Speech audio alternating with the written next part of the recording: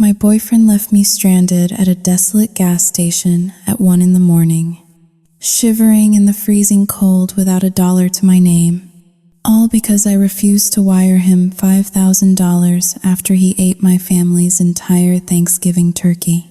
I am sitting here staring at a police report that lists my grandmother's stolen heart medication as evidence, shaking so hard I can barely hold the paper.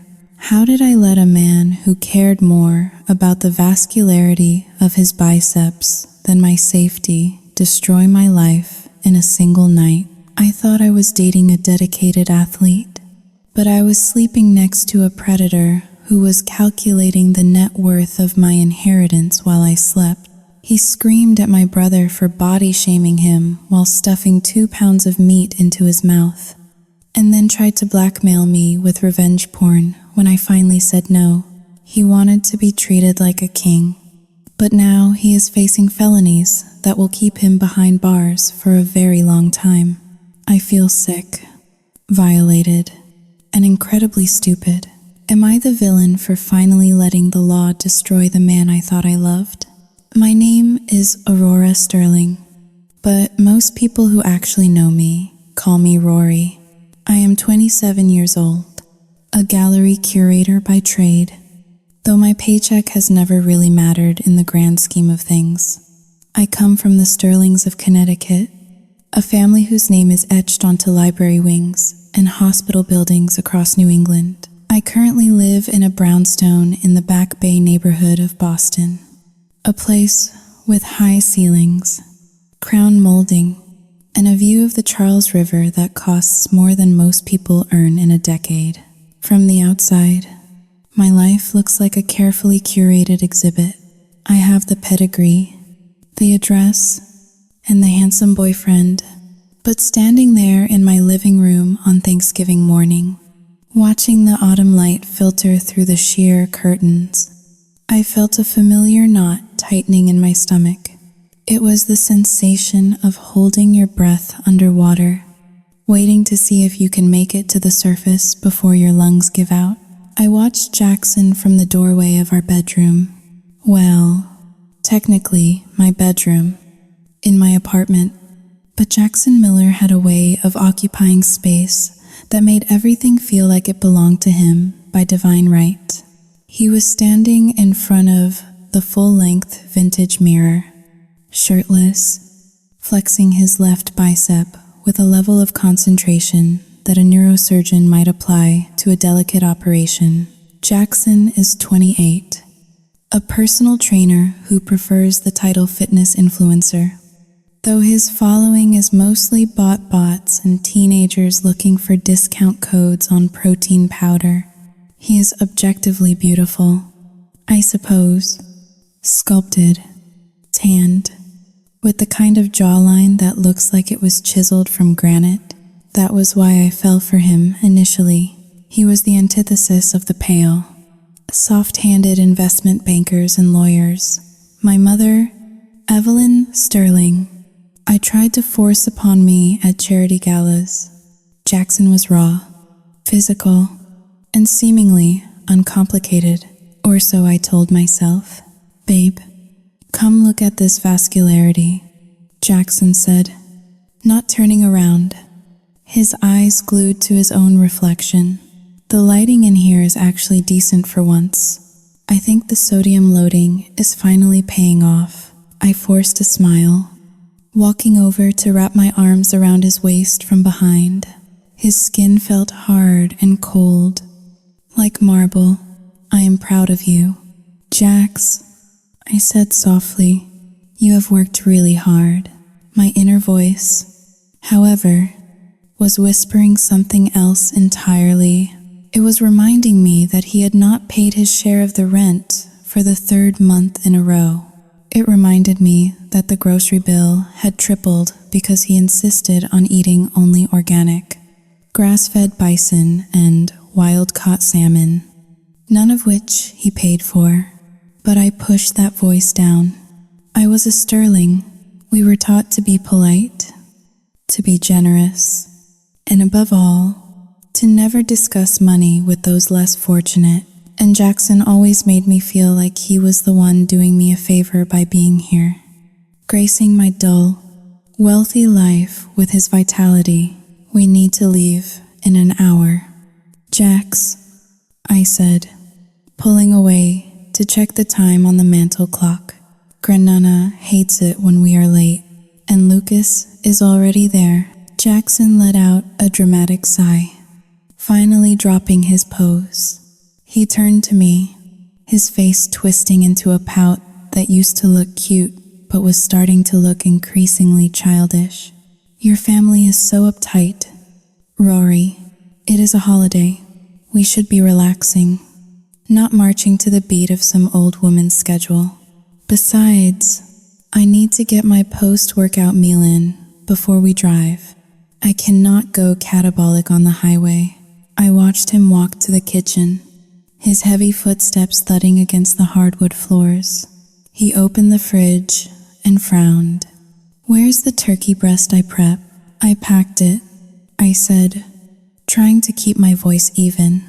I put it in the cooler bag by the door. Just like you asked. Good, he grunted, grabbing a shaker bottle.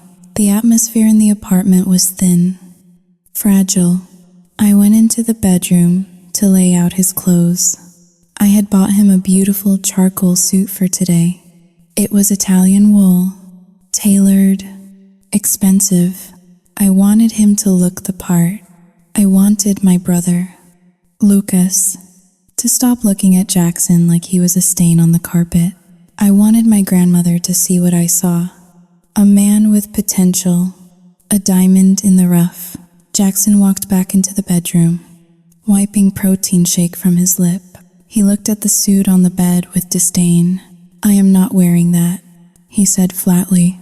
I blinked, confused. What do you mean? We bought this specifically for Thanksgiving. You looked great in it at the store. That was 4 weeks ago. Rory, he said, his voice dripping with condescension, as if explaining physics to a toddler. I was in a cutting phase then. I am bulking now. My quads have grown at least an inch. If I put those pants on, I will rip the seams the moment I sit down. He picked up the jacket, holding it by the collar with 2 fingers as if it were contaminated. Besides, suits are restrictive. They cut off circulation. I need blood flow. I am wearing my Gymshark trackies and a compression shirt. It shows off the physique better anyway. It shows discipline. My heart sank. We were going to the Sterling Estate in Connecticut. This was a black tie, adjacent event. My grandmother still dressed for dinner every single night. Jax, you cannot wear sweatpants to Thanksgiving dinner at my grandmother's house, I said, my voice trembling slightly. Please, just try the pants on. We can let the hem out if we need to. He looked at me, his blue eyes narrowing. Suddenly, the charm evaporated. The easygoing boyfriend was gone, replaced by something colder, something sharp. Why are you always trying to change me? He asked, his voice low. You are just like them, are you not? You think because you have money, you can dress me up like a doll. You do not respect my lifestyle. You do not respect the work I put into this temple. No, Jax, that is not it at all. I stammered, immediately retreating. I just want you to be comfortable, but appropriate. It is about respect for the host. He laughed, a dry, humorless sound. Respect? Do they respect me? Your brother looks at me like I am the help.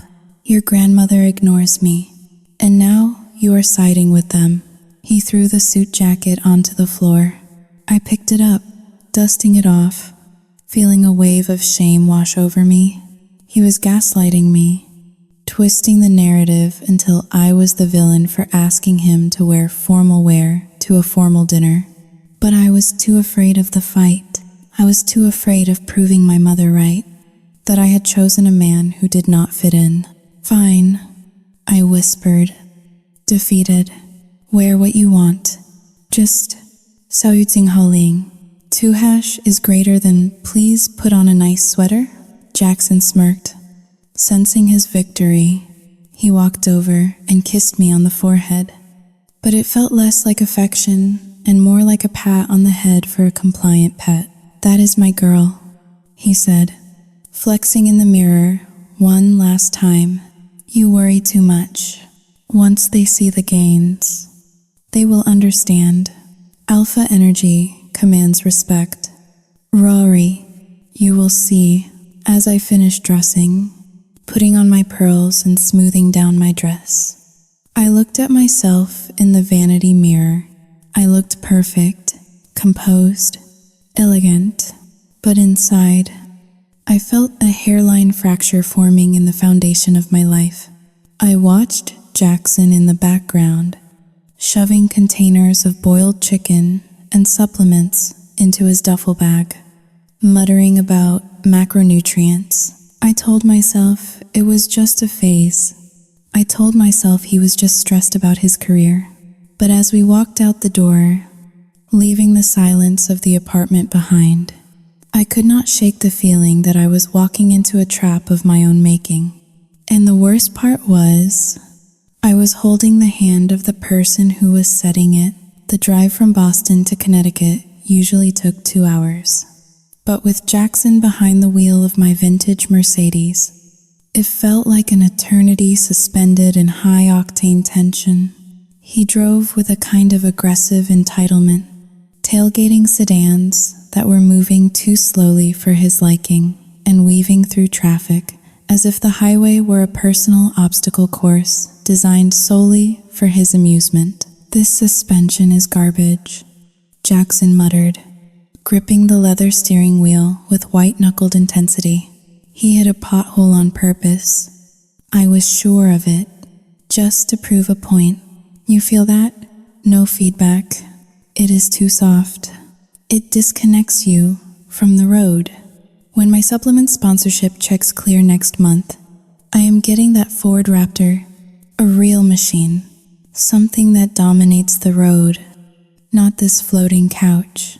I sat in the passenger seat, my hands folded tightly in my lap, staring at the dashboard clock. We were 45 minutes late. In the Sterling family, being on time was considered late. Being 45 minutes late was a declaration of war.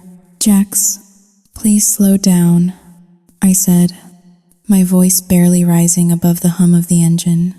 And we are really late. Grandmother is going to be upset. Let her be upset, he scoffed, checking his reflection in the rearview mirror for the 10th time. Stress raises cortisol levels, which kills gains. If she wants to live past 90, she should learn to chill. Besides, greatness cannot be rushed. My stomach churned. The excuse for our delay was absurd. Jackson had insisted on stopping at a specific vitamin shop on the outskirts of the city because he needed a particular brand of digestive enzymes before a large meal. Then, he had spent 20 minutes arguing with the clerk about the ingredient list. I had waited in the car, watching the minutes tick by, rehearsing apologies in my head as we turned onto the long, gravel driveway of the Sterling estate. The trees loomed over us like ancient sentinels. The house emerged from the mist, a sprawling Georgian brick mansion that had stood since before the Civil War. It was beautiful, imposing, and utterly indifferent to the modern world. To me, it was home. To Jackson, it was just another backdrop for his ego. He parked the car crookedly, taking up 2 spaces near the fountain. He stepped out, stretching his massive arms towards the sky, the fabric of his compression shirt straining against his chest. He was wearing gray sweatpants that clung to his thighs and a tight black long-sleeve top. Next to the timeless elegance of the estate, he looked jarringly out of place, like a neon sign in a cathedral. I hurried to the front door, my heels clicking on the stone steps. The heavy oak door swung open before I could knock. It was not the housekeeper. It was Lucas. My brother stood there, impeccable in a navy three-piece suit, a glass of amber scotch in his hand. He looked at me, his expression softening slightly. Before his gaze shifted to Jackson, his eyes turned cold, flat, and hard. "You are late, Aurora," Lucas said, his voice smooth and dangerous. "Grandmother has been staring at the grandfather clock for half an hour. The roast is resting, which is code for getting cold." "I am so sorry, Lucas," I began, breathless. Traffic was a nightmare," Jackson interrupted, bounding up the steps and clapping a heavy hand on Lucas's shoulder. Lucas flinched, almost spilling his drink. "But we are here now. Let us get some protein in the system." I am starving." Jackson pushed past Lucas without waiting for an invitation, striding into the foyer as if he owned the deed to the property. He did not wipe his feet. He did not offer a handshake. He just walked in, bringing his chaotic energy into the sacred silence of the house. Lucas looked at me, raising one eyebrow that said everything. "Really? This guy?" I looked down at my shoes. "He is just so Ting Hao Ling. 2 hashes greater than hungry," I whispered, a weak defense that tasted like ash in my mouth. We moved into the formal dining room. The room was dimly lit by a crystal chandelier, the table set with the sterling silver that had been in the family for generations. At the far end sat Grandmother Evelyn. She was 82, frail but sharp as a razor, dressed in a high-collared silk gown. She did not stand up. She simply watched us enter, her gray eyes tracking Jackson's movements with the precision of a hawk watching a field mouse. Jackson did not go to the guest seat on the side. He did not wait to be seated. He walked straight to the head of the table, the seat that had remained empty since my grandfather died 5 years ago. It was a symbolic void in our family, a place of honor that no one dared to claim. Jackson pulled the heavy chair out, the wood screeching against the parquet floor. Shattering the quiet, he plopped down, spreading his legs wide, his elbows resting on the table. "Finally," Jackson said, looking around the table with a grin. "This chair is the only one with decent lumbar support, and I need the leg room. My quads are pumped from the drive." The silence that followed was absolute. It was a vacuum, sucking the air out of the room. Lucas stood frozen by the sideboard. Grandmother Evelyn did not blink. Her hands, resting on the tablecloth, were perfectly still. "That is grandfather's chair," Lucas said, his voice low, vibrating with suppressed rage. "No one sits there."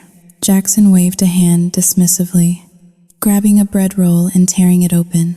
"Well, he is not using it, is he?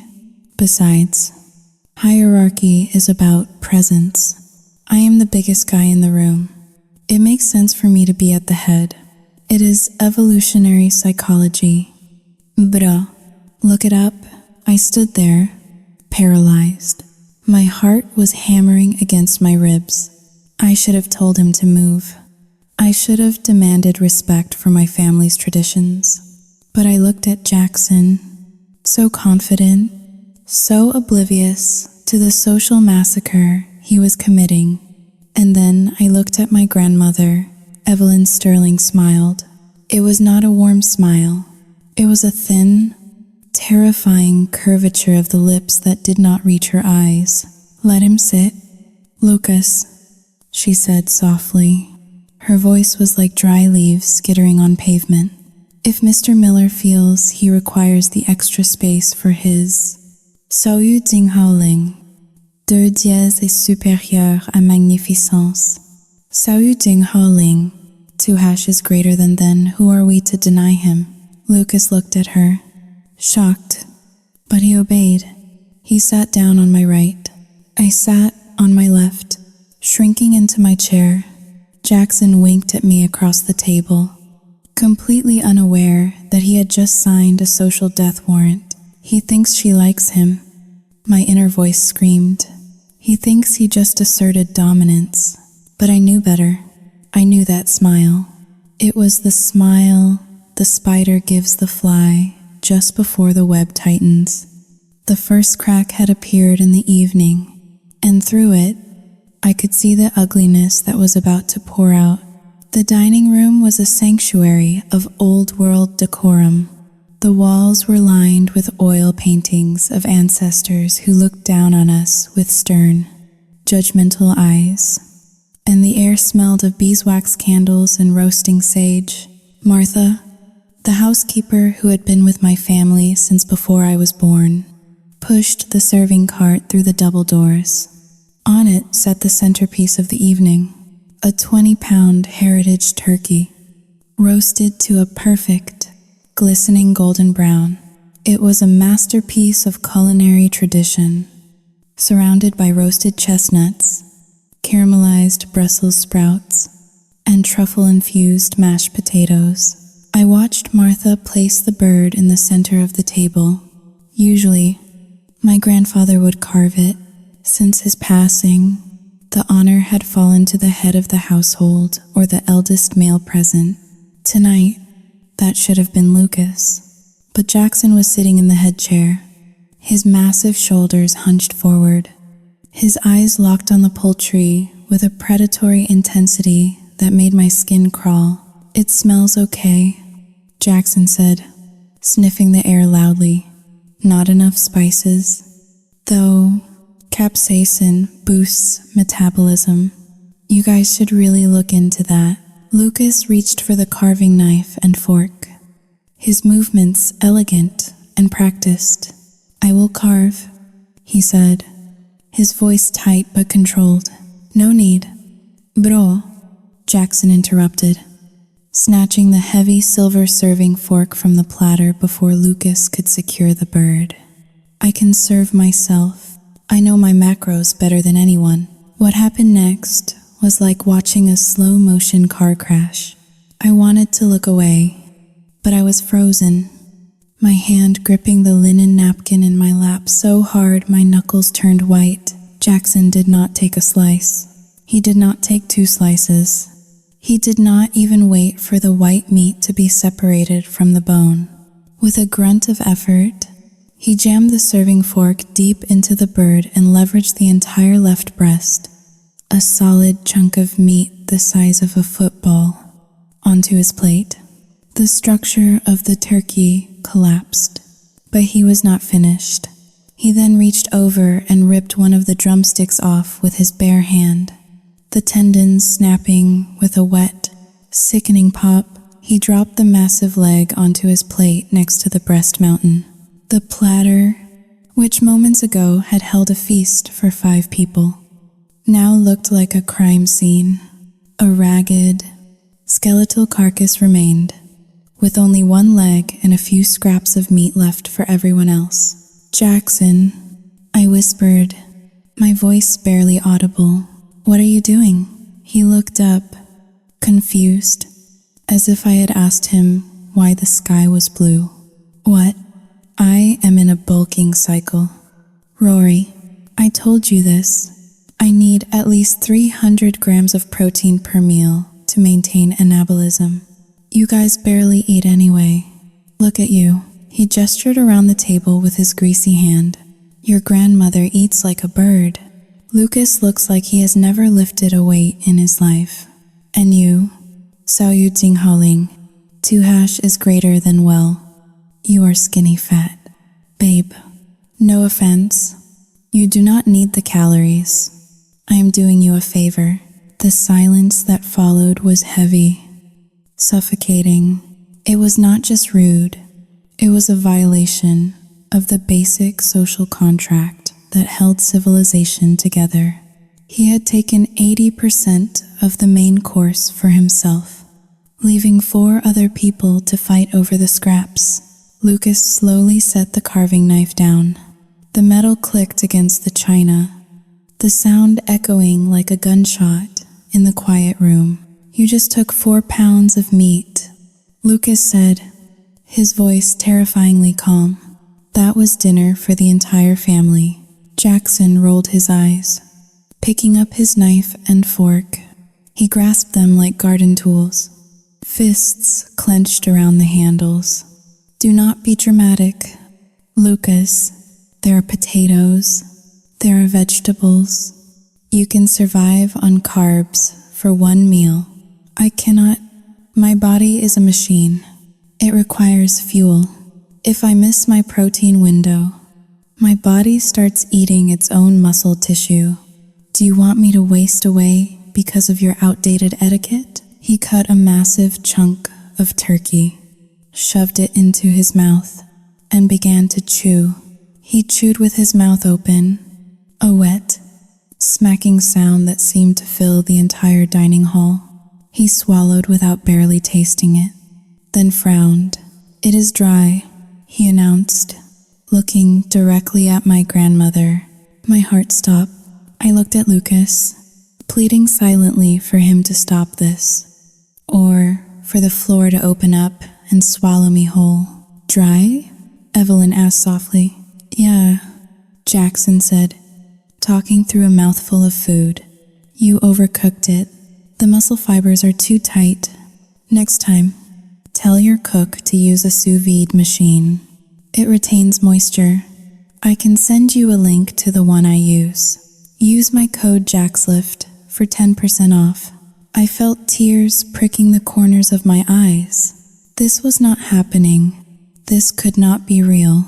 I looked at Lucas, pleading silently for him to stop this, or for the floor to open up and swallow me whole. "You are an animal," Lucas said. He did not shout. He stated it as a fact. "You are a selfish, narcissistic child playing dress-up in a man's body." Jackson stopped chewing. He slowly lowered his fork. The air in the room shifted instantly from awkward to dangerous. The vein in his temple began to throb, a thick, purple worm pulsing against his skin. This was the side of him I had only seen glimpses of. The sudden, explosive rage that came when his ego was pricked. "Excuse me?" Jackson said, his voice dropping an octave. "I said you are selfish," Lucas repeated, leaning forward. "You come into this house. You disrespect our grandmother. You sit in a chair you have not earned, and you gorge yourself like a starving hyena while insulting the food provided to you. Do you have any shame?" Jackson slammed his fist onto the table. The plates rattled.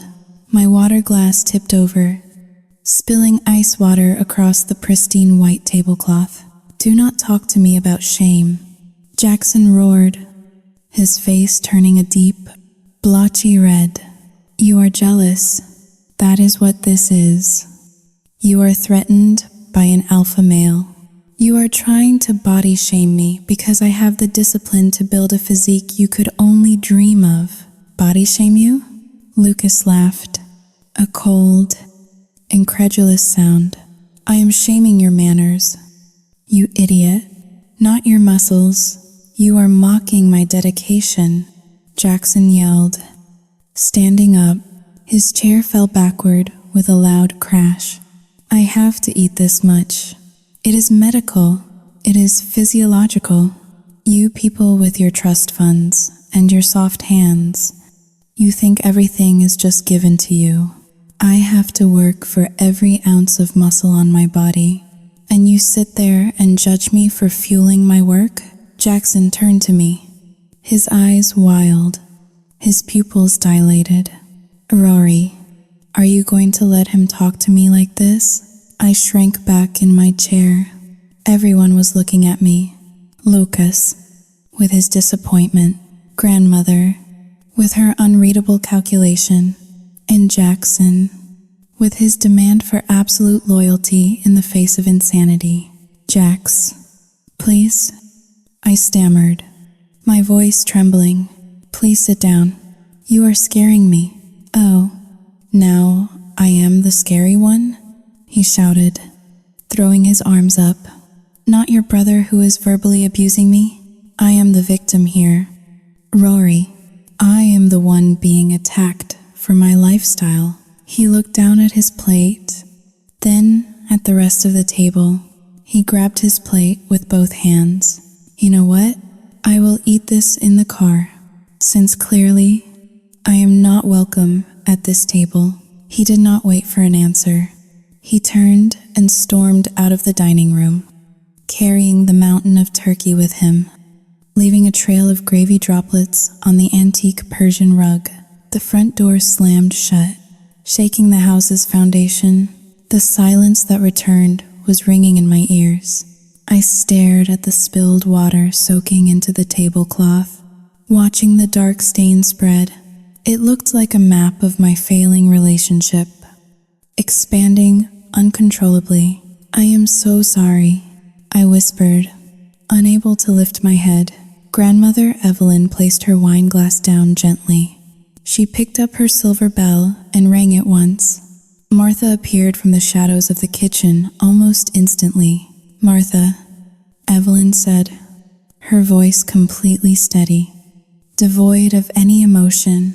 "Please clear Mr. Miller's place setting and bring the ham from the kitchen.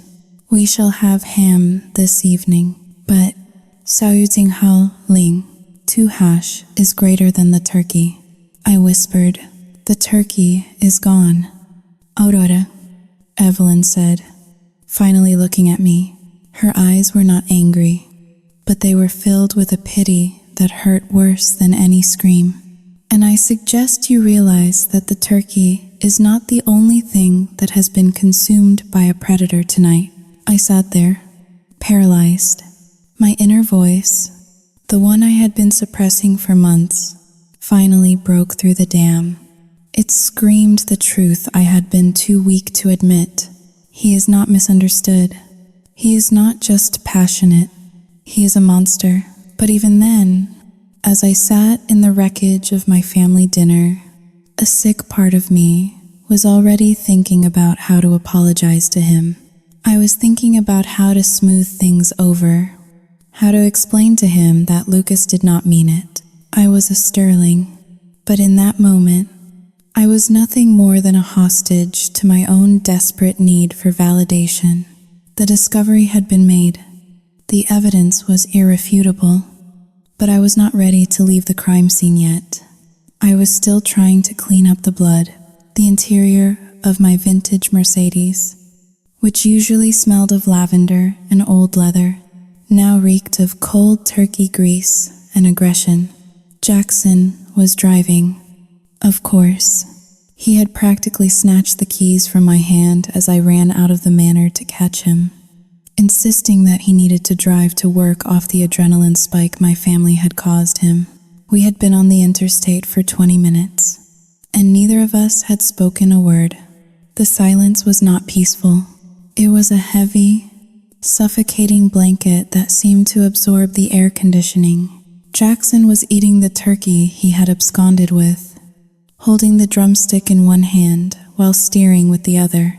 He tore at the meat with his teeth, his jaw working furiously, his eyes fixed on the dark road ahead. I sat in the passenger seat, my hands trembling in my lap. I felt hollowed out. The image of my grandmother's face, that look of pity, was burned into my retinas. I knew I had to say something. I knew I could not just let this slide.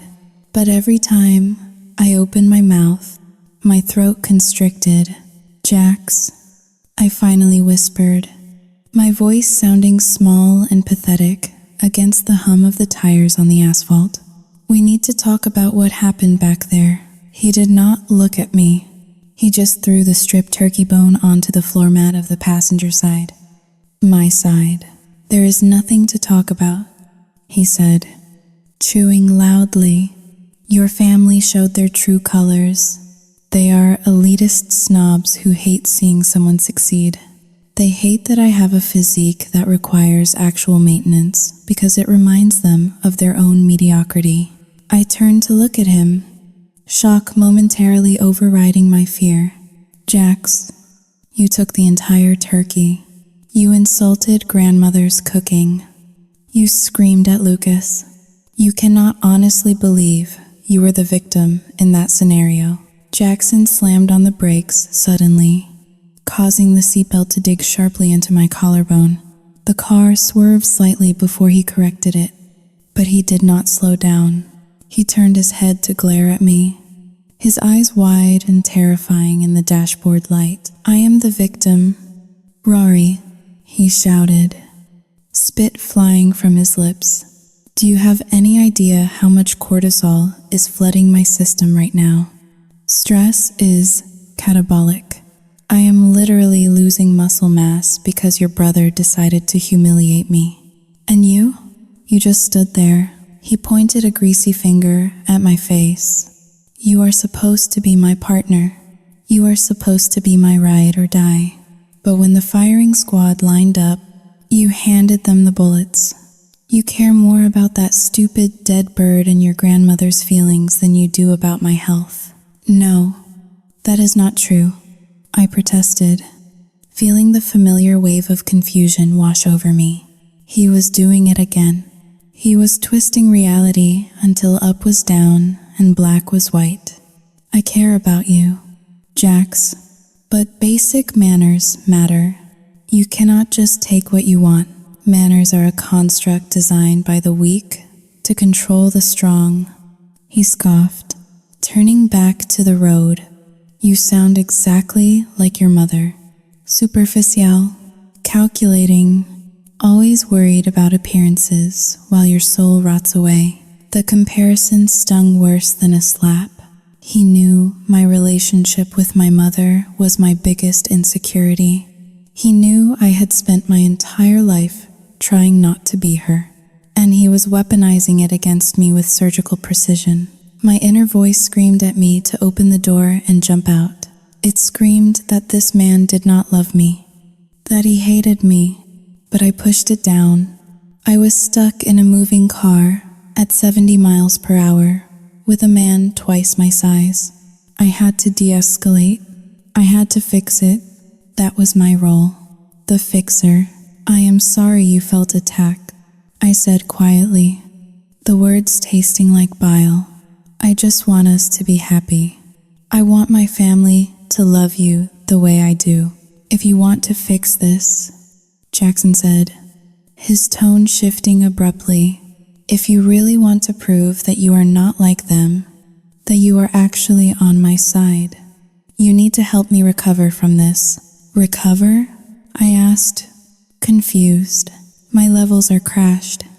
Rory, this stress has destroyed my hormonal balance. I need to run an emergency cycle to counteract the cortisol. There is a guy in New York who can ship overnight. It is a new peptide stack from Germany. Pure, clinical grade. He glanced at me, his face softening into a mask of vulnerability that I had fallen for 1,000 times before. I need $5,000. Babe, I stared at him. $5,000, Jax, I said, my voice rising in panic. I cannot give you $5,000. I just paid the rent for the last 3 months. I paid for your car insurance. I paid for the trip to Cabo. My credit cards are maxed out. He hit the steering wheel with the palm of his hand. A dull thud that made me jump. See, there it is. He sneered. The excuses. You have a trust fund.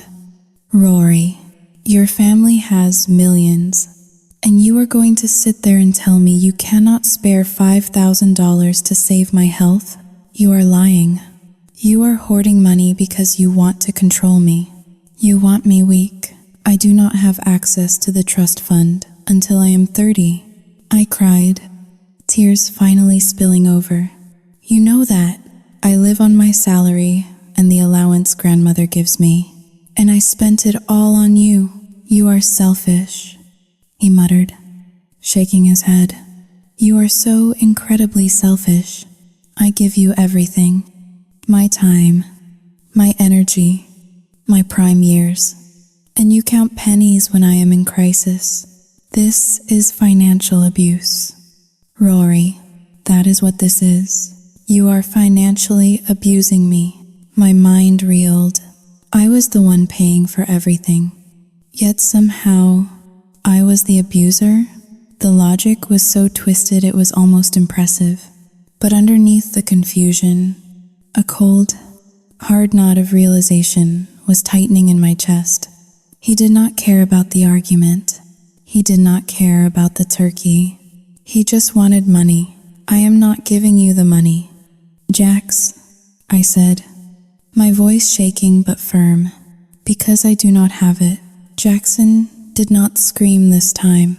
He went completely silent. The silence was worse than the yelling.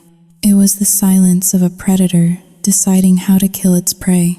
He stared straight ahead, his jaw set, his eyes dark voids. He reached over and turned up the radio. The volume was deafening, drowning out the sound of my sobbing. He pressed his foot down harder on the accelerator. The speedometer climbed past 80, then 90. The trees outside became a blur of black shadows. He was punishing me. He was trapping me in a box of noise and speed, showing me exactly how helpless I was. I looked out the window into the pitch-black night, clutching my purse to my chest. I felt like the world was crumbling around me, the perfect facade of my life stripping away to reveal the rot underneath. I thought we were heading home to Boston.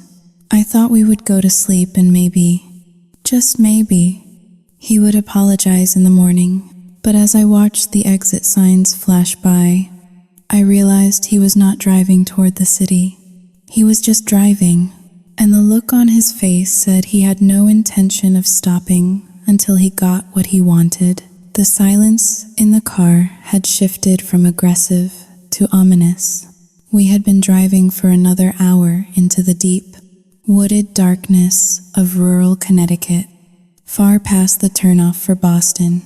The GPS on the dashboard had been turned off, leaving only the endless stretch of black asphalt illuminated by the high beams. Jackson pulled the car sharply off the highway at an exit that looked like it had been forgotten by the Department of Transportation.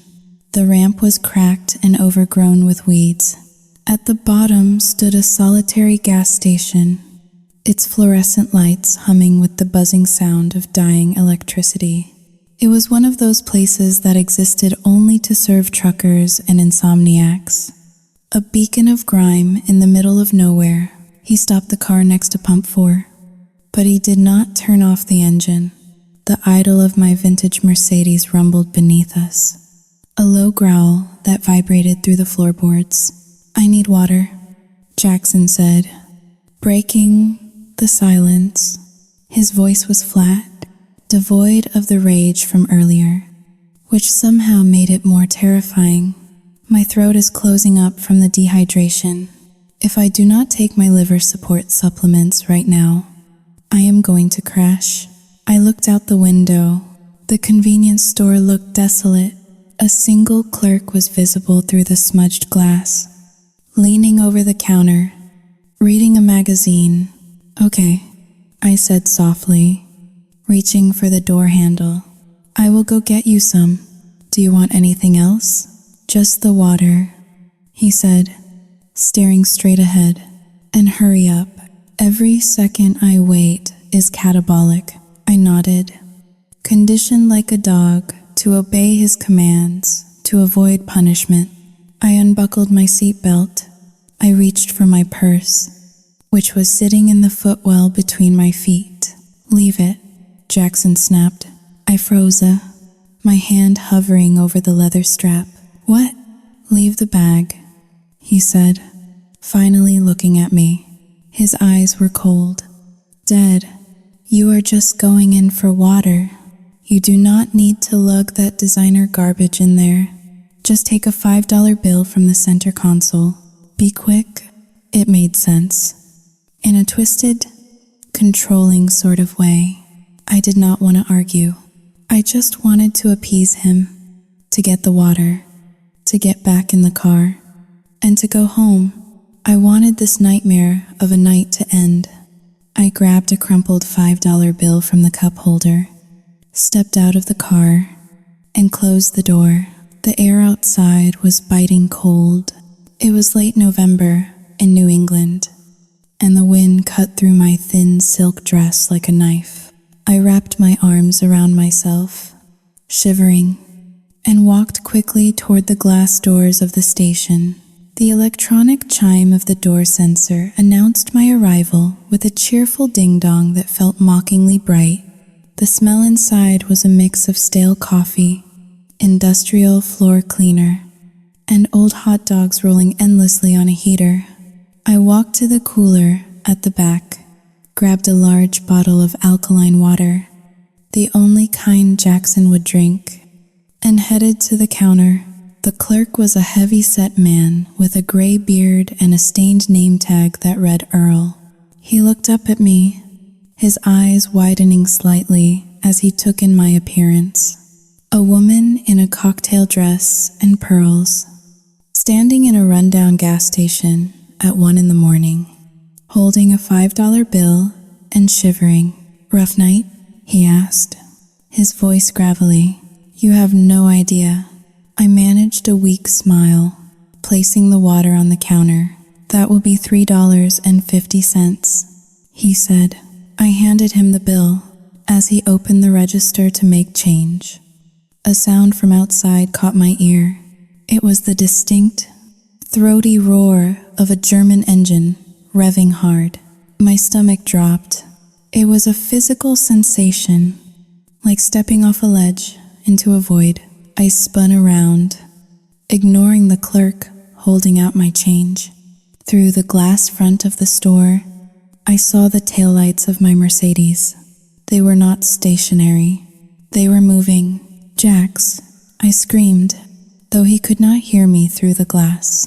I ran to the door, shoving it open so hard it banged against the wall. I stumbled out onto the concrete forecourt just in time to see the car peel out of the parking lot.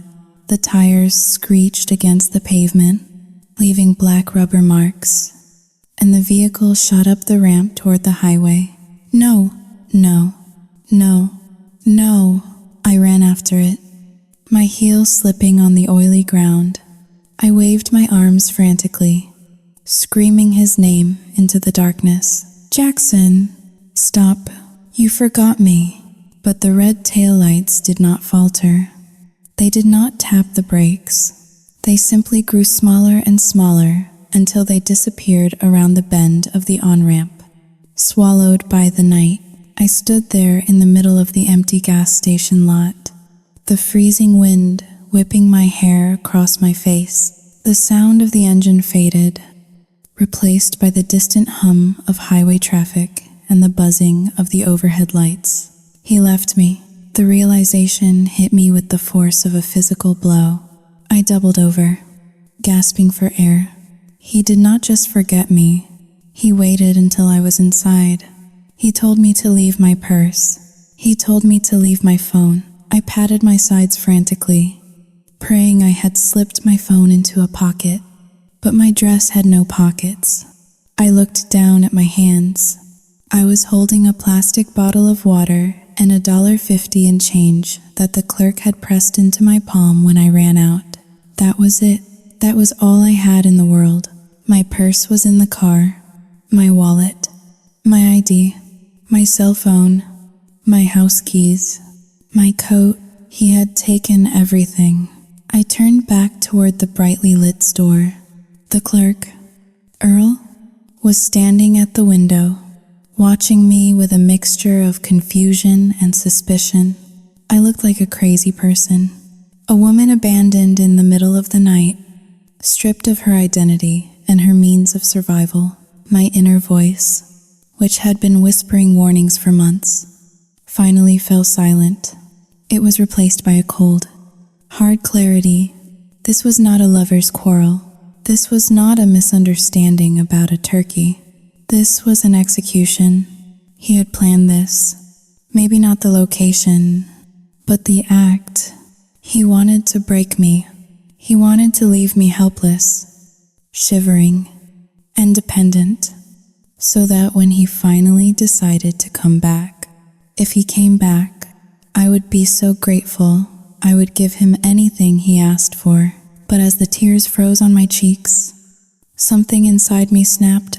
It was the part of me that was Aurora Sterling. The part of me that came from a line of women who survived wars and depressions and scandals. I walked back toward the store, my steps slow but steady. I was not going to wait on the curb like a discarded toy. I pushed the door open again. The chime sounded, but this time it felt like a funeral bell. He took my car. I said to the clerk, my voice trembling but clear, I need to use your phone. I need to call the police. Earl looked at me, then down at the water bottle in my hand, and nodded slowly. He reached under the counter and pulled out a landline receiver. Honey, he said softly, you look like you just saw the devil. I took the phone from him, my fingers numb. I did not see the devil. I thought, as I dialed 911, I saw a man who thinks the world owes him everything, and he just made the biggest mistake of his life. He thought he left a victim at the gas station. He was wrong. He left a Sterling, and he was about to find out that we do not get mad. We get even. The back seat of a Connecticut State Police cruiser is designed to be uncomfortable. It is hard plastic, cold and unforgiving, smelling faintly of industrial disinfectant and old sweat. I sat there for 40 minutes while the officer took my statement. Wrapped in a scratchy gray wool blanket they kept in the trunk for accident victims, the flashing blue and red lights reflected off the puddles in the gas station parking lot, creating a strobe effect that made my pounding headache exponentially worse. When Lucas's Range Rover finally pulled into the lot, cutting through the darkness with its pristine xenon headlights, I felt a sob catch in my throat. He stepped out of the vehicle, still wearing his three-piece suit from dinner. Though he had discarded the tie, he looked like a savior descending into hell. He did not run, but his stride was long and purposeful. He spoke briefly to the officer, his posture radiating that specific kind of authority that comes with an expensive law degree and generations of entitlement. A few moments later, the officer opened the back door. You are free to go. Ma'am? He said gently. Your brother is signing the custody release. I stumbled out, my legs numb from the cold. Lucas did not say a word. He simply took off his suit jacket, draped it over my shoulders, and guided me toward his car. He did not hug me. He knew that if he hugged me right now, I would shatter into a million pieces. And we did not have time for me to be broken. We had to be functional. The drive back to Boston was silent, but it was a different kind of silence than the one with Jackson. It was protective, safe. Lucas drove with precision, his hands steady on the wheel. He has your keys, Lucas said finally. As we crossed the state line, we will have to call a locksmith to get into your apartment, and we need to cancel your credit cards immediately. I have already flagged your accounts for fraud. I nodded, staring out the window at the passing blur of lights. I felt incredibly stupid. It was a heavy, physical weight in my stomach, like I had swallowed a stone. He took my phone. I whispered, and my wallet. We will replace them. Lucas said, objects are replaceable. Aurora, you are not. When we arrived at my building in Back Bay, the doorman, Henry, looked at us with wide eyes. It was 3 a.m. I was wearing a cocktail dress and a men's suit jacket, my makeup smeared, my hair a windblown disaster. Lucas simply nodded to him, a silent command to ask no questions. We used the spare key Lucas kept for emergencies. As the door to my apartment swung open, a wave of dread washed over me. I expected to find Jackson there. I expected him to be sitting on the couch, waiting to yell at me for calling the police, waiting to spin the narrative again. But the apartment was dark and silent. "Stay here," Lucas commanded, stepping in front of me. He walked through the rooms, turning on lights, checking closets. The air felt violated. It was the same space I had left hours ago, but the energy had shifted. It felt like a stranger had been here. "He is gone," Lucas called out from the bedroom. I walked in, my legs feeling like lead. The bedroom was a disaster.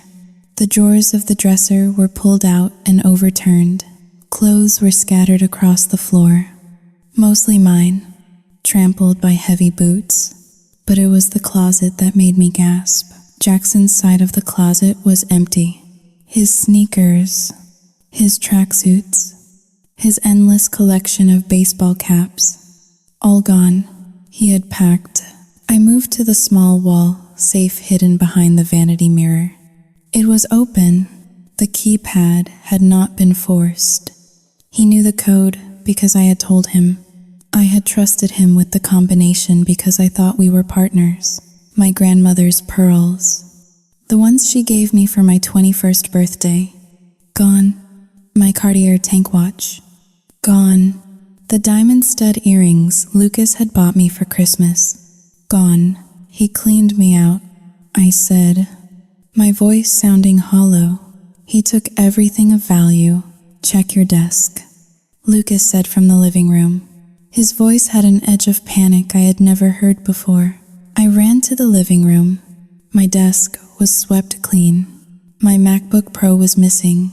My backup hard drive was missing. But then I saw something that made my blood run cold. On the kitchen counter, next to the spilled protein powder, was an empty orange prescription bottle. I picked it up. Evelyn Sterling, Jigoxin. Take 1 tablet daily for heart failure. "Why would he take this?" I asked, holding up the bottle. "This is grandmother's heart medication. She left a spare bottle here last month when she visited."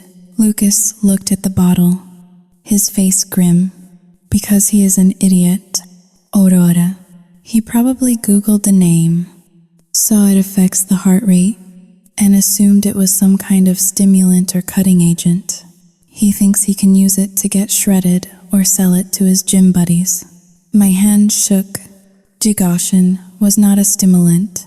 It was a powerful cardiac glycoside. In the wrong hands, or in the wrong dosage, it was a deadly poison. He stole heart medication, thinking it was steroids. I whispered, "He is dangerous. He is actually dangerous." A ping from Lucas's iPad, which he had set up on the coffee table, broke the silence.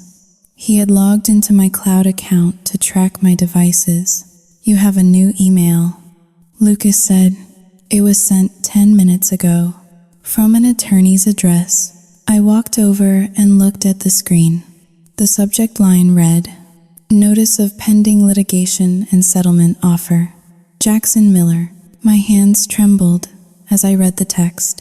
"Dear Miss Sterling, we represent Mr. Jackson Miller in the matter of the domestic abuse and intentional infliction of emotional distress sustained on the evening of November 28th.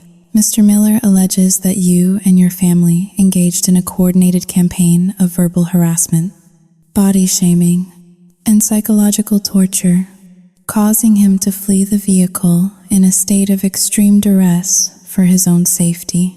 Furthermore, Mr. Miller asserts that he has been financially dependent on your verbal contracts regarding his support, and your sudden abandonment of him at a gas station constitutes a breach of implied domestic partnership. To settle this matter out of court, and avoid a public scandal that would tarnish the Sterling family name. Mr. Miller proposes the following. 1. A cash settlement of $100,000 for pain, suffering, and loss of potential income due to cortisol-induced muscle atrophy. 2. Immediate inclusion in the Sterling Family Trust as a beneficiary. Failure to comply within 24 hours will result in the release of sensitive personal materials currently in Mr. Miller's possession, including but not limited to intimate video recordings obtained within the privacy of your shared residence. These materials will be released to social media platforms and adult entertainment websites governed by the law offices of Saul Goodman. Fake name. Obviously, but the threat is real. I read the email twice. The room seemed to spin. Intimate video recordings. He filmed us? I whispered, horror rising in my throat like bile. I never consented to that. We never. 2# is greater than I never knew. Lucas slammed his fist onto the marble countertop. The sound was like a gunshot. He is blackmailing you. Lucas hissed. He is threatening revenge porn. That is a federal crime. That is a felony in the state of Massachusetts. I sank onto the sofa, burying my face in my hands. The shame was overwhelming. The thought of my grandmother, my colleagues at the gallery, the entire world seeing intimate moments of my life, moments I thought were private and loving, was too much to bear. He has everything. Lucas, I sobbed. He has my money, my jewelry, my dignity, and now he has this. I am ruined. If this gets out, I am ruined. Lucas knelt in front of me. He grabbed my shoulders, his grip hard enough to bruise. Look at me. Rory, he commanded. I looked up, tears streaming down my face. He thinks he has won, Lucas said, his eyes burning with a cold, terrifying intelligence. He thinks he is dealing with a scared little girl who will pay him off to save her reputation. He thinks the Sterlings are just soft targets with deep pockets. Lucas stood up and pulled out his phone. He dialed a number. Who are you calling? I asked.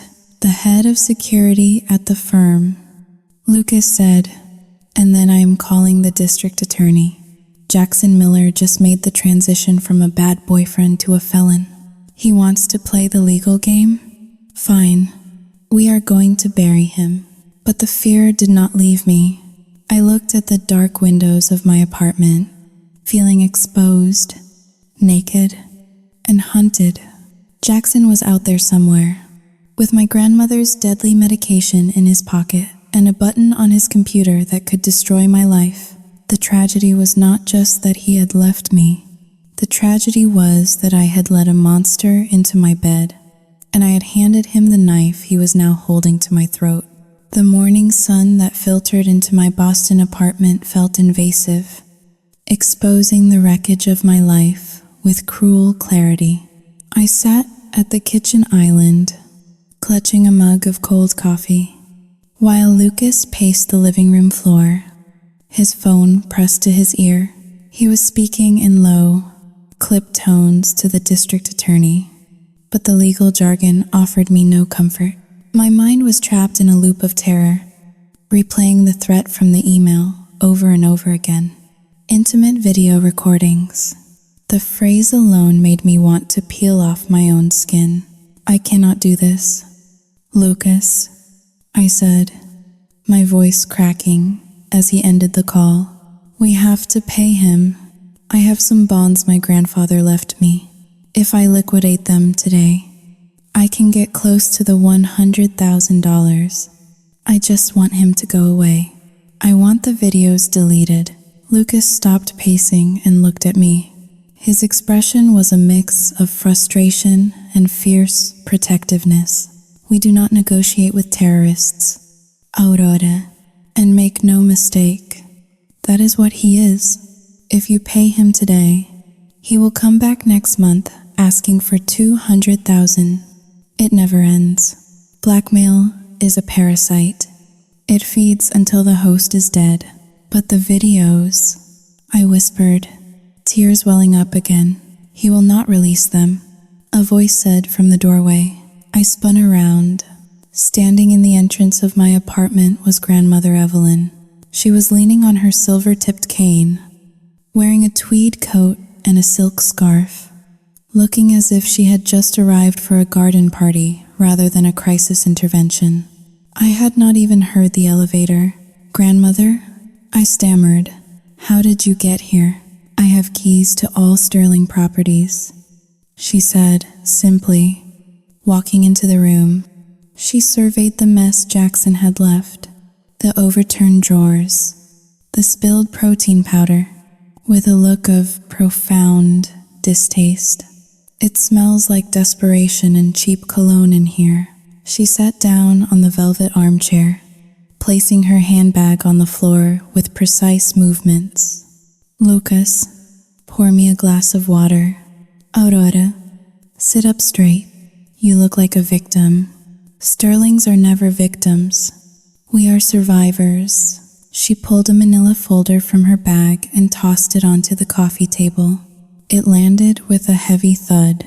I took the liberty of having our private investigator run a deeper background check on your Mr. Miller the moment he stole the turkey leg. Evelyn said, It was quite illuminating. I reached for the folder, my hands shaking. Inside were photographs of Jackson outside a shady gym in Revere, handing cash to a man with neck tattoos. There were bank statements showing massive overdrafts. There were gambling slips.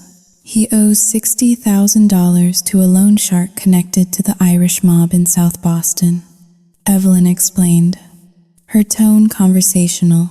He also has 3 pending lawsuits from former clients who suffered herniated discs under his training supervision.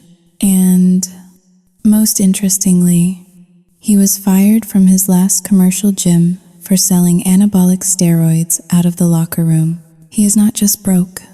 Lucas added, reading over my shoulder, he is drowning. That is why he is desperate. The lawsuit, the blackmail. It is a Hail Mary pass to pay off his debts before his kneecaps get broken. So he is dangerous, I said, the fear in my chest tightening. If he is desperate, he might actually release the videos just to burn us down. He won't, Evelyn said, her eyes gleaming with a cold, predatory light, because we are going to offer him something better. We are going to offer him exactly what he wants. I looked at her, confused. You want to pay him? No, she smiled, and it was the terrifying smile from the dinner table, only sharper. I want to invite him back to the estate. Tell him we accept his terms. Tell him we are ready to sign the settlement and add him to the trust fund. Tell him he has won. But, Xiaoyuting Haoling, 2 hash is greater than Y, I asked. Because, my dear, Evelyn said, smoothing her skirt, you cannot trap a rat if you chase it. You have to put the cheese in the trap and wait for it to walk in. 6 hours later, we were back at the Sterling estate in Connecticut. The house had been transformed into a stage for our final act. The curtains in the library were drawn, casting the room in a somber, serious twilight. The long mahogany table was cleared of books and covered with stacks of legal documents that Lucas had prepared in record time. We sat in silence, waiting. The grandfather clock in the hall ticked rhythmically, each second stretching out like a rubber band about to snap. I was wearing a high-necked black dress, trying to channel the stoicism of my ancestors. But beneath the fabric, my skin was clammy with sweat. At 4 o'clock sharp, the gravel crunch of tires on the driveway announced his arrival. I watched from the window as Jackson stepped out of a rental car, a flashy red convertible that he had undoubtedly put on a credit card he did not plan to pay. He was wearing the suit I had bought him, the one he had refused to wear on Thanksgiving. The irony was nauseating. He adjusted his tie in the side mirror, flexed his neck, and walked toward the front door with a swagger that made my stomach churn. Lucas opened the door. "Jackson," Lucas said, his voice devoid of emotion. "Thank you for coming on such short notice." Jackson smirked. Pushing past him, he walked into the library, his eyes scanning the room, taking in the leather-bound books, the expensive art, and the sheer smell of old money. He looked at me, then at Grandmother Evelyn, who was seated in her high-backed armchair like a judge on a throne. "Well," Jackson said, unbuttoning his suit jacket and sitting down without being asked, "I see you guys finally came to your senses. It is amazing what a little legal pressure can do to clarify things, right?" He looked at me, his eyes lingering on my face. "You look tired. Babe, you should have just transferred the money when I asked. We could have avoided all this unpleasantness. But you know, sometimes you have to break a muscle to make it grow stronger. That is what this is. We are growing." I said nothing. I could not trust my voice. I just stared at him, marveling at how I had ever mistaken his narcissism for confidence. "Let us proceed. Mr. Miller," Evelyn said, cutting through his monologue. "We have reviewed your demands. While we find your methods, Sayu Tsing 2 hash is greater than unorthodox. Sayu Tsing 2 hash is greater than we recognize that a public scandal would be detrimental to the family interests." "Exactly." Jackson nodded, leaning back and putting his arm over the back of the chair. "You guys have a brand to protect." "I get it. I have a brand too. My followers look up to me. I cannot have my reputation tarnished by a toxic relationship. That is why the settlement is necessary. It is about emotional reparations." Lucas placed a heavy document in front of Jackson. It was bound in blue legal paper, looking official and intimidating. "This is the agreement," Lucas said. "It outlines the transfer of $100,000 to your personal account.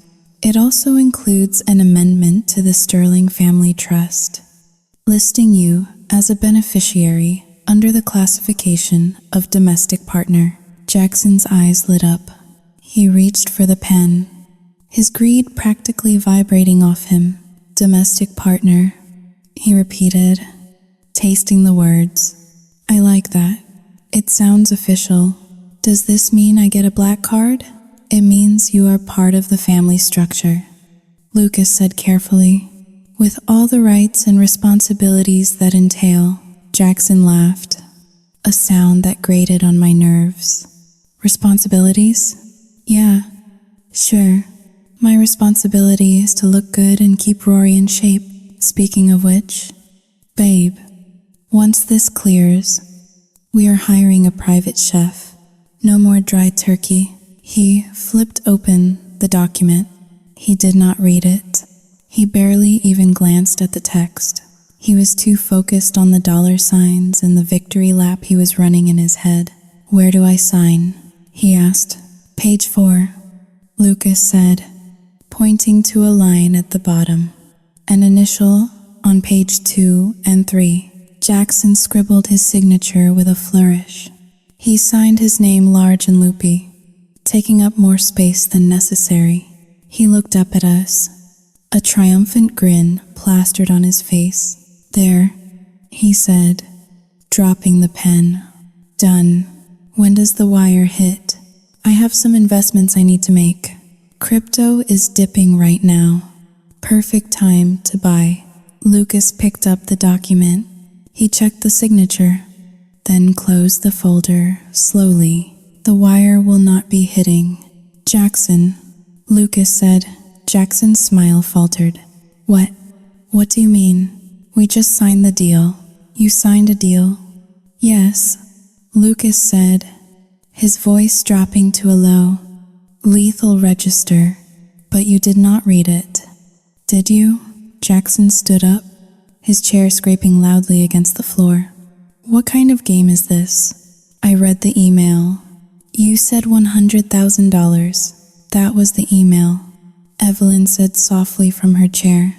This document, however, is a confession of judgment and a sworn affidavit of criminal extortion. The room went deadly silent. Jackson blinked, his brain struggling to process the words. Confession? He stammered. Page 2. Paragraph 1. Lucas recited from memory, his eyes locked on Jackson's.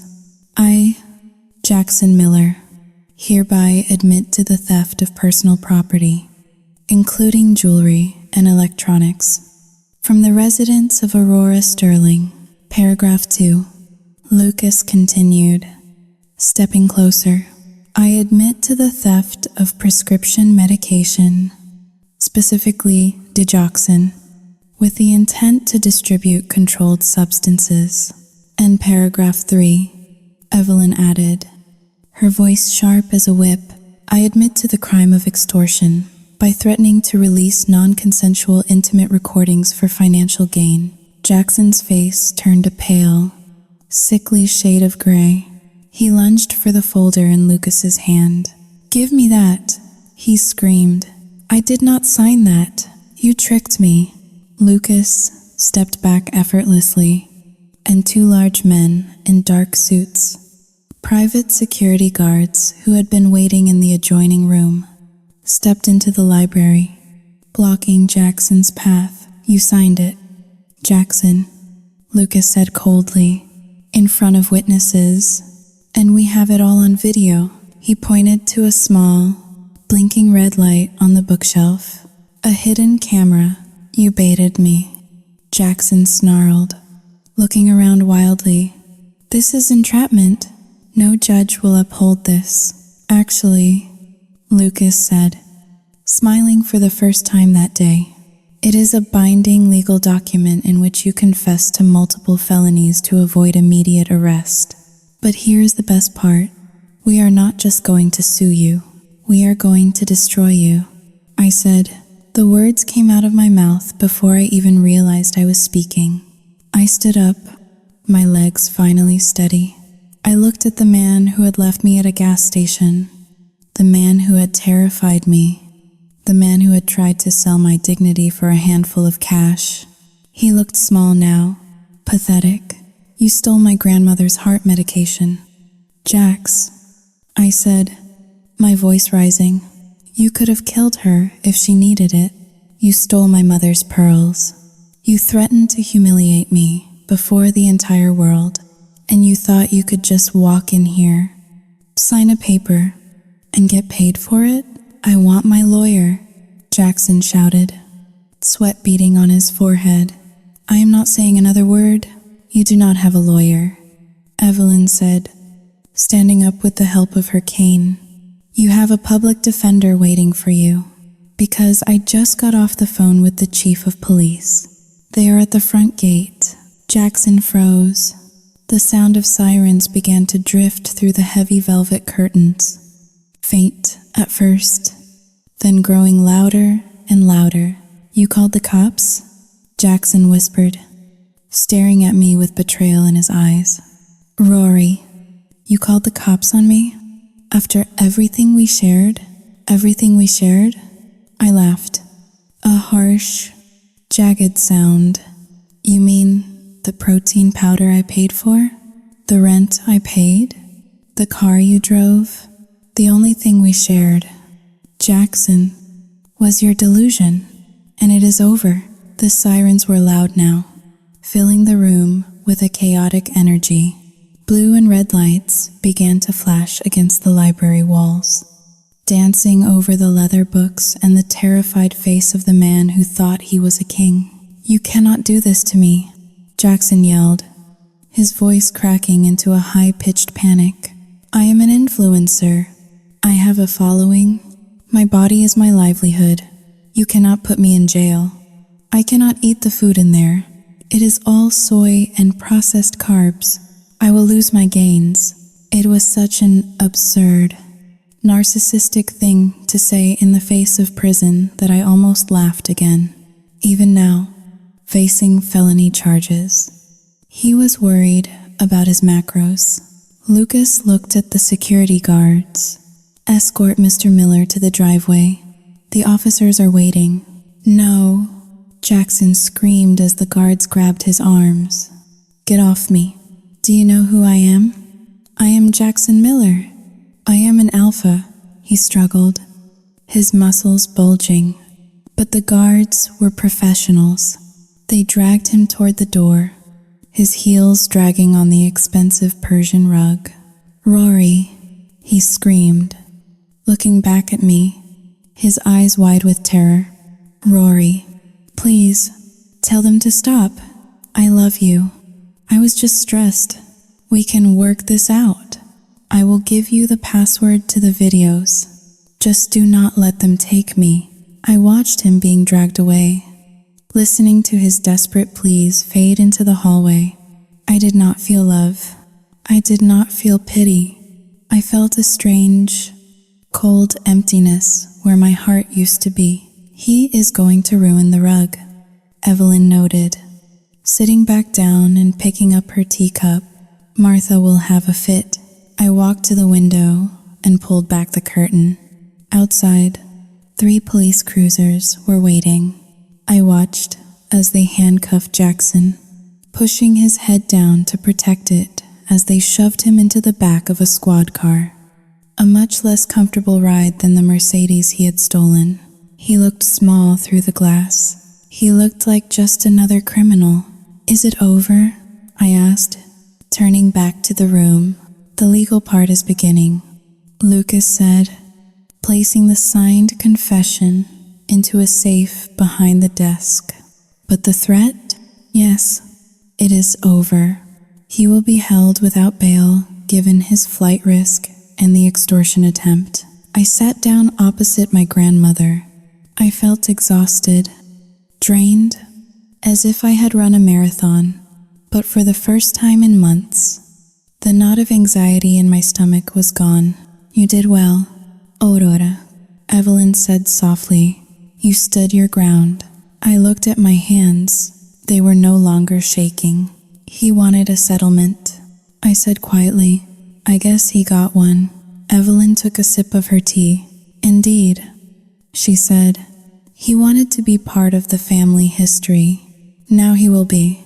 As a cautionary tale, the silence of the Sterling estate, usually as thick and impenetrable as the velvet drapes in the library, had been shattered. In its place was a cacophony of squawking police radios, the heavy slam of car doors, and the incoherent screaming of a man watching his life implode. I stood by the bay window in the front parlor, peering through the gap in the curtains. Beside me, Lucas watched with his arms crossed, his face and mask of grim satisfaction. Outside, the scene was chaotic. The circular driveway, typically reserved for town cars and delivery vans from the florist, looked like a crime scene from a television drama. Jackson was not going quietly. The security guards had handed him over to the state police. But Jackson was fighting the handcuffs with the desperate, flailing energy of a trapped animal. You cannot do this, Jackson bellowed, his voice echoing off the brick facade of the manor. This is false imprisonment. I have 300,000 followers. I am an influencer. You are violating my brand. He twisted his body, trying to flex his way out of the grip of 2 burly officers. Be careful with the shoulder. I have a torn rotator cuff. If you injure me, I will sue the entire department. It was pathetic. And yet, it was horrifying. But what made my stomach churn was not Jackson's behavior. It was the audience. The Sterling estate is part of an exclusive enclave The kind of neighborhood where the homeowners association dictates the shade of white you can paint your mailbox, and where discretion is the only currency that matters. But discretion had evaporated. At the end of our long driveway, beyond the wrought iron gates, I could see them, the neighbors. Mistress Vanderval, the president of the garden club, was standing by her hedge in a silk robe, clutching her phone. Mr. Abernathy, who had been a judge for 30 years, was watching from his porch with binoculars. And worst of all, a group of teenagers from the house across the street had gathered, their phones raised, the screens glowing in the twilight. They were live streaming. "He is trending," Lucas murmured, checking his phone. Someone posted a video of the arrest on Twitter 3 minutes ago. The caption is, "Fitness guy gets arrested at Sterling Mansion." #karma, #roid rage. I felt a wave of nausea. The Sterling name, which my grandmother had spent 80 years polishing like fine silver, was now being dragged through the digital mud. "They are filming him," I whispered. "Everyone is watching. Let them watch," Grandmother Evelyn said. She had remained in her chair, sipping her tea, refusing to dignify the scene with her presence at the window. "It is better they see him leaving in handcuffs than entering as your husband. A scandal is temporary. Aurora, a bad marriage is a life sentence." Outside, the situation escalated. The police had opened the trunk of the rental car Jackson had arrived in. One of the officers, a tall woman with a flashlight, lifted a large duffel bag out of the convertible. She unzipped it on the hood of the squad car. Even from the window, I could see the contents. It was not gym clothes. Rows of small glass vials glinted under the police strobe lights. Bags of colorful pills, syringes. It looked like a mobile pharmacy. Jackson stopped screaming about his shoulder. He went deadly silent as the officer held up a bag of white powder. "That is not mine," he yelled suddenly, his voice cracking. "That is pre-workout. It is just caffeine and beta-alanine. I am holding it for a friend." The officer shook her head and said something to her partner. The partner nodded and walked over to Jackson, reading him his rights from a small, laminated card. "You have the right to remain silent. Sao Yu Tsing Hao Ling, R. Tsing Hao Dayu." "He had pills in the car," Lucas said, his voice hard. "And vials. Probably trenbolone or dianabol. That is possession with intent to distribute." Given the quantity, he drove across state lines with a trunk full of controlled substances. I leaned my forehead against the cold glass. "He came here to extort money from us, and he brought his stash with him. He is an addict." "Aurora," Lucas replied. "Addicts do not leave their supply behind," and his arrogance made him sloppy. He thought he was untouchable. The officers shoved Jackson into the back of the cruiser. He tried to duck his head, not to protect himself, but to hide his face from the cameras that were now zooming in from the street. The flash of a news van, which had just pulled up to the gates, illuminated his face for a split second. He looked terrified. He looked like a child who had realized the game was over, and there was no reset button. As the convoy of police cars began to move, their sirens wailing into the night, I saw Mistress Vanderwall typing furiously on her phone. The neighborhood group chat was undoubtedly exploding. The rumors would be vicious. They would say I was desperate. They would say I had brought a criminal into our sanctuary. They would whisper that the Sterling girl had finally cracked. I turned away from the window. The room felt incredibly large and empty. "I have to resign from the gallery," I said, my voice dull. "I cannot go back to work on Monday." The board members will be talking. The donors will be whispering. I am a liability. Lucas turned to me, placing his hands on my shoulders. You will do no such thing. You are the victim of a crime. You were manipulated by a con artist. If anyone says a word to you, you refer them to me. But the shame was burning me from the inside out.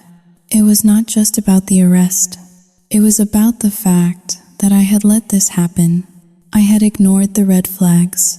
I had ignored the rudeness, the entitlement, the aggression. I had facilitated his lifestyle. I had fed the monster that was now being hauled away in chains. My phone, which Lucas had recovered and reactivated, buzzed on the table. Then it buzzed again and again, a steady stream of notifications. Is that Jax? OMG. Rory, are you okay? Saw the video. What happened? I always knew he was creepy. The public fallout had begun. The text messages were fake concern, masked as curiosity. People were hungry for the details, eager to consume my tragedy as entertainment. Turn it off, Evelyn commanded. I reached for the phone and powered it down. The screen went black, but the image of Jackson's face, contorted in rage and fear, remained burned in my mind. The police officer at the door knocked gently. Mr. Sterling, we need a final statement regarding the items found in the suspect's vehicle to add to the report. Lucas nodded. I will be right there. He looked at me one last time. Go upstairs. Rory, take a bath. Wash this day off you. Tomorrow, the lawyers will handle the press. Tonight, you just need to breathe. I walked toward the grand staircase, my legs feeling heavy. I passed the portrait of my great-grandfather in the hall. He looked stern, unyielding. I wondered what he would have done. I wondered if he would have been ashamed of me. But as I climbed the stairs, listening to the fading sirens, I realized something. The house was quiet again. The chaotic, suffocating energy of Jackson Miller was gone. The air felt cleaner. The world outside was judging me. The internet was laughing at me. But for the first time in 2 years, I was safe. And as I reached the top of the landing, I whispered to the empty hallway, a promise to the girl I used to be. Let them talk. Let them judge. I am still standing, and he is gone. The blue and red strobe lights had finally faded from the driveway, leaving the Sterling estate plunged back into its customary, suffocating darkness. The silence that followed was not peaceful. It was heavy and ringing, like the air after a bomb detonation. Inside the library, the smell of Jackson's cheap cologne still lingered faintly in the air, battling with the scent of old paper and lemon polish, a ghostly reminder of the violation that had just occurred. I sat at the long mahogany table, a cold cup of tea in front of me. Detective Harrison, a weary-looking man with salt and pepper hair, sat across from me. He had been gentle, but his questions felt like surgical instruments, peeling back the layers of my humiliation. So, to confirm, Miss Sterling, the detective said, clicking his pen, you were unaware that Mr. Miller was in possession of these substances? He slid a photo across the table. It showed the contents of the duffel bag found in the rental car. Vials of testosterone, bags of unregistered pills, and stacks of cash wrapped in rubber bands. It looked like the inventory of a street dealer, not a fitness influencer. I was unaware, I said, my voice sounding raspy and foreign to my own ears. I knew he took supplements. I knew he was obsessed with his physique, but I did not know he was trafficking. And the stolen items? Harrison continued, moving to the next photo. I looked at the image of my grandmother's heart medication and my mother's pearl necklace. Recovered from the glove compartment, seeing them there, tagged as evidence in plastic bags, made me feel physically ill. It was a tangible representation of how he had stripped me of my heritage, piece by piece. Yes, I whispered, those belong to my family. The process of giving the statement took 2 hours.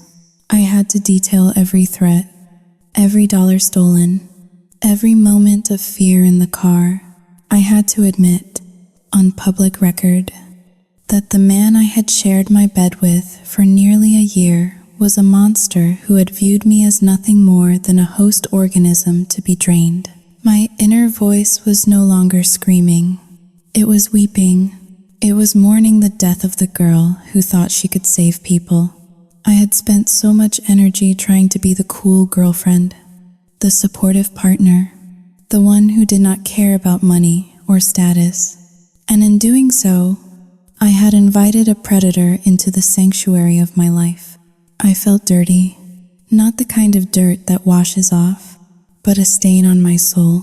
When the police finally left, taking the evidence and the memory of Jackson with them, I remained in the library. Lucas was at the door, speaking with the lawyers on the phone, already managing the spin control. Grandmother Evelyn walked over to me. She looked tired, her age showing in the deep lines around her mouth, but her eyes were dry. "You are thinking about what people will say," she said.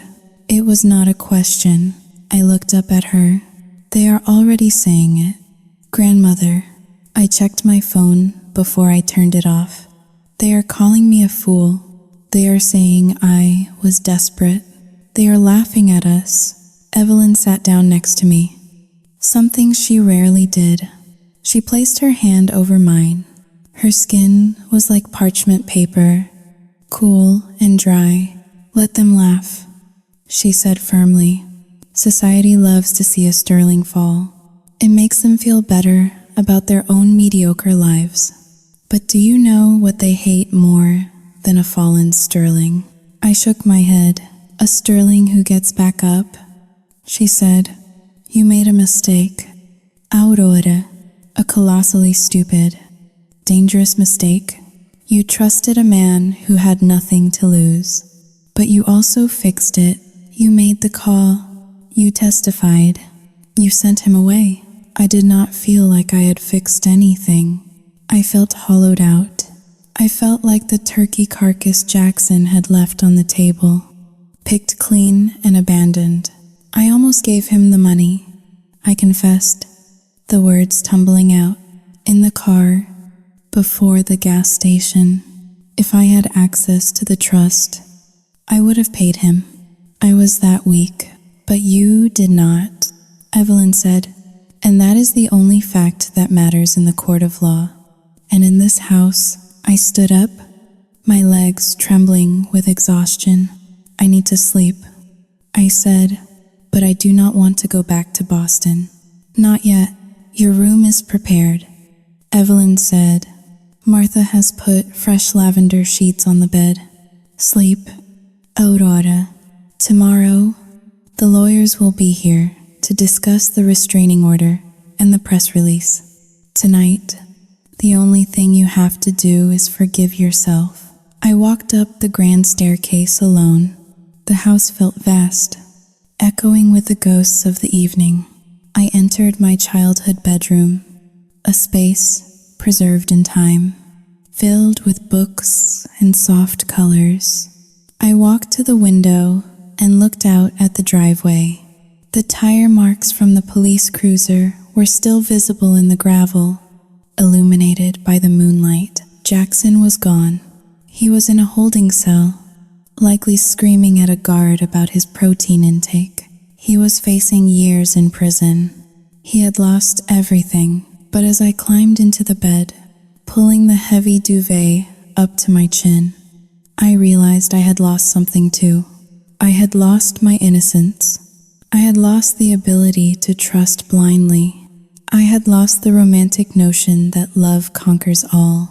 The tears finally came then, hot and silent, soaking into the pillow.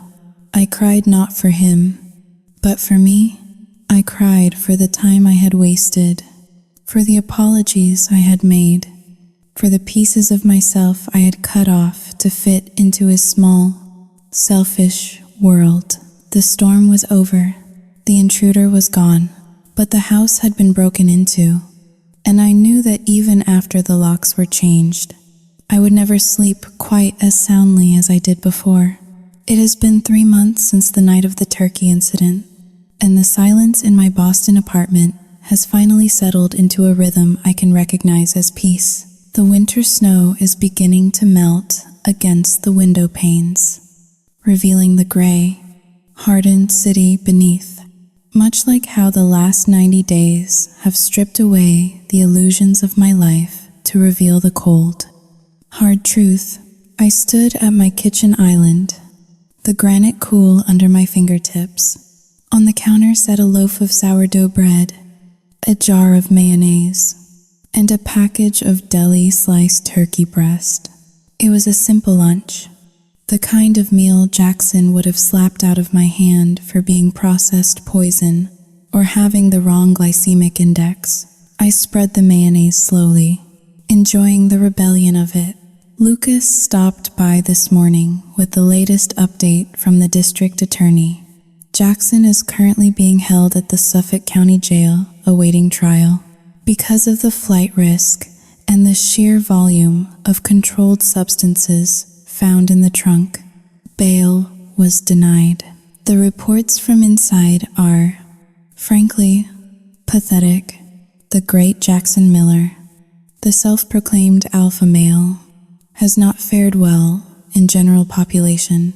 Without his daily cocktail of steroids and his meticulously weighed meals, his body has begun to consume itself. Lucas told me he has lost nearly 25 pounds. The muscle he worshipped is deflating like a punctured tire.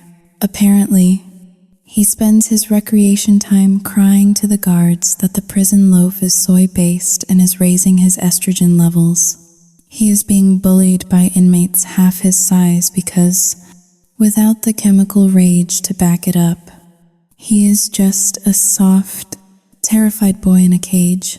It is a fitting hell. He wanted a captive audience. Now he has one. My phone buzzed on the counter, vibrating against the marble. I looked at the screen. It was a number I did not save, but I recognized the area code. It was his mother.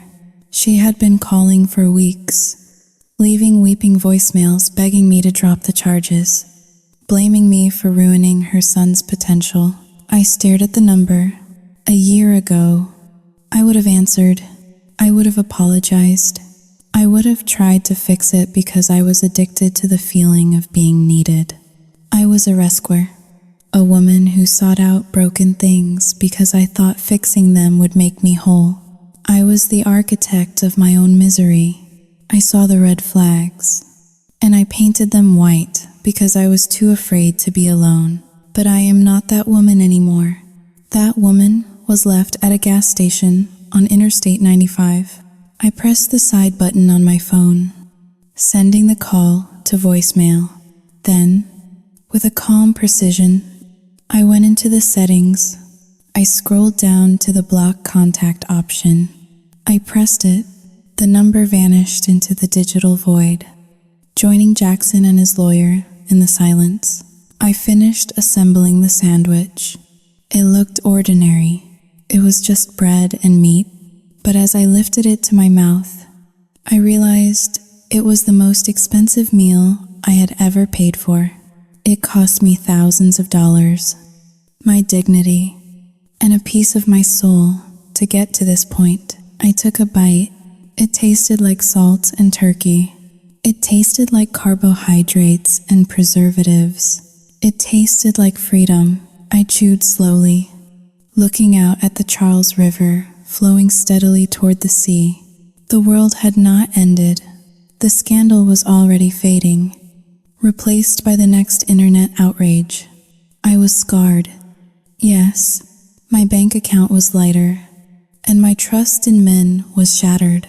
But I was standing in my own kitchen, eating what I wanted, breathing air that did not smell of fear and protein powder. Jackson Miller was starving in a cell, obsessing over a body that no longer existed. I took another bite of the sandwich, swallowed, and smiled.